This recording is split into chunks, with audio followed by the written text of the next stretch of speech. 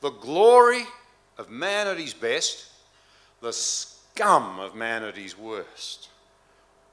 What do we draw out of this? Where are the answers?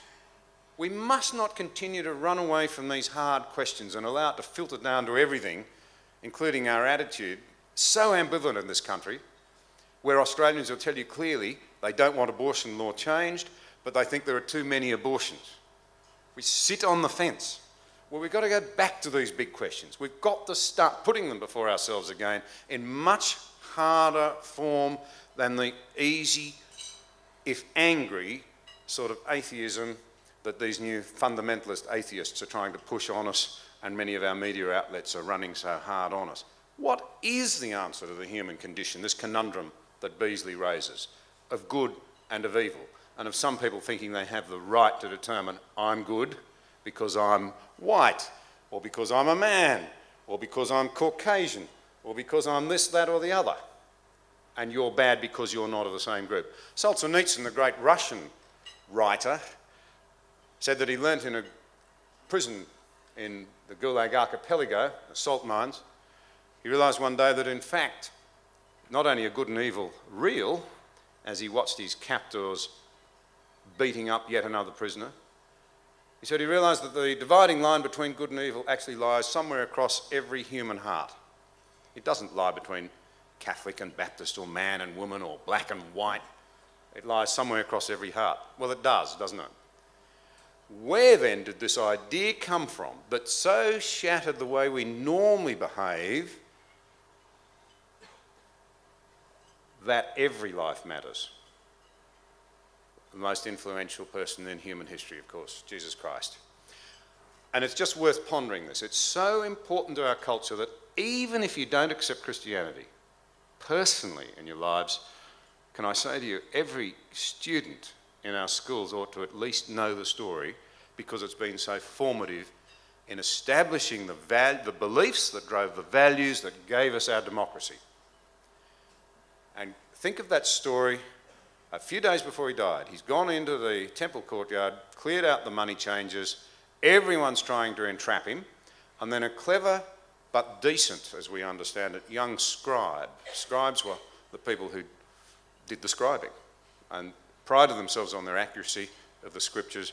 They were learned, they were competent, they knew what they were talking about, and this young man had a question. He'd been watching this incredible man, Jesus, and he had a question for him, and he respected the way he'd been answering the questions, and he said, I'm paraphrasing, we have all of these commandments in our law. In fact, they had over 600 of them. Which are the most important? And you remember the answer. Jesus said, the first is to love God with all your heart, with all your soul, with all your mind, and all your strength. And the second is like it, to love your neighbour as yourself. That's at the radical heart of Christianity as it plays out in a societal sense when it's taken seriously. And when we retreat from that, we start to lose the core value, and I believe, on which our freedoms are established. That's why it's so unbelievably important. The first person in modern times who really, really saw the importance of all of this was a fellow called William Wilberforce. Some of you will have heard of him. Unfortunately, we seem to airbrush him out of history. Even the left wing, who never stop prattling on about human rights, unless they're the rights of the unborn, you notice that they're always talking about human rights programs, but they never talk about the biggest of them all, the granddaddy of them all. It was the campaign to free the slaves. Now, William Wilberforce was the son of a very wealthy merchant, and he was a very bright and capable and privileged man. And he entered the Parliament, and he was on his way to the top. And everybody expected him to get there by dint of his extraordinary ability and his unbelievably cutting and quick wit, which is a very useful thing to have in Parliament. That's why I'm not there anymore. I wasn't very good at that stuff. But he had it. It was rapier-like. And they expected him to go to the top. But what happened? He got converted. And this brilliant man was so convinced of the value of black people who were seen as subhuman. They were not seen as fully human. They were seen as goods and chattels belonging to the purchasers, their owners. And he, with others, kicked off the first great, and probably the greatest ever, human rights freedom movement of all times. And the first political badge of the modern era was born as well. It was put together by Josiah Wedgwood, of the Wedgwood family that still make that famous pottery. And it was a picture of a black man kneeling, pleading for mercy, saying, "Am I not a man too?" And of course the conclusion, the only conclusion when you're confronted with logic put before you all the time that challenges your deepest beliefs, is that ultimately people came to see that obviously he was a human being. And so they were set free. Only 200 years ago, the slave trade was abolished. Slavery itself was not abolished until 1832, I think, in England. The first country in the world, by the way, where it was illegal to keep slaves in the modern world was Australia, because Wilberforce had written into the sailing orders for Australia that no slaves were to be kept here.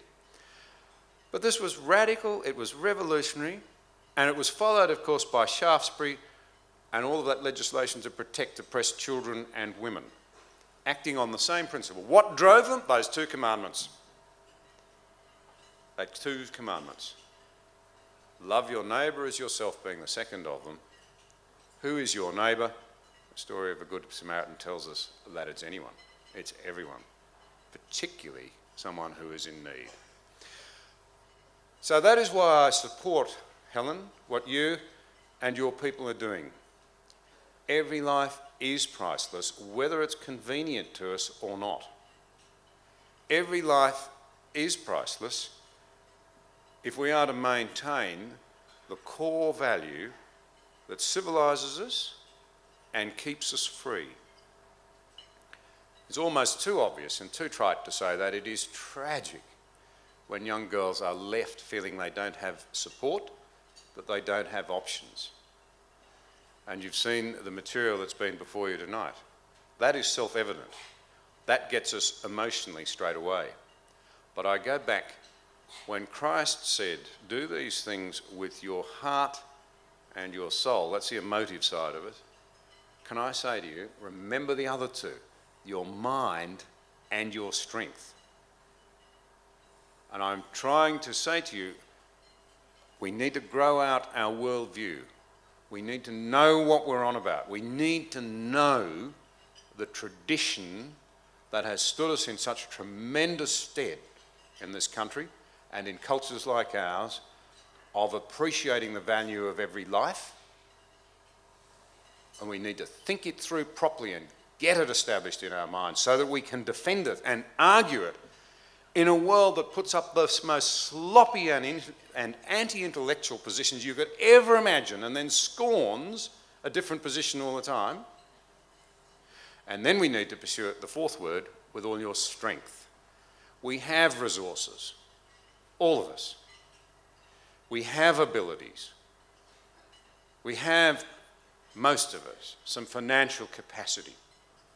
Well, if we believe in these things, if we really care about those lives, if we really care about our society, if we really care about the Australia that our kids are going to inherit, then we need to bring our strength to bear on it as well.